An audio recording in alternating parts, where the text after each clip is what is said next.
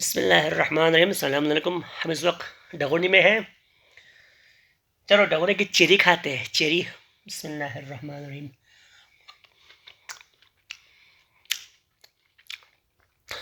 बहुत मज़े की है।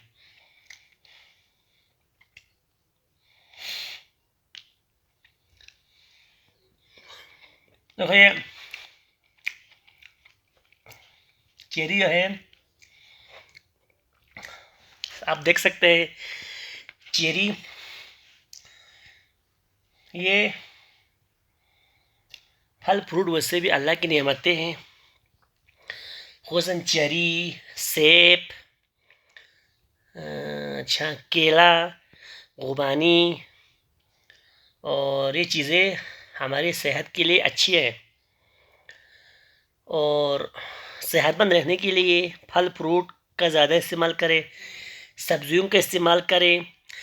घी दही वगैरह, ये जो घी वगैरह आयल वगैरह, उनसे थोड़ा परहेज़ करना चाहिए इस दौर में। हुसन वो अफराद जो 40 साल से ऊपर है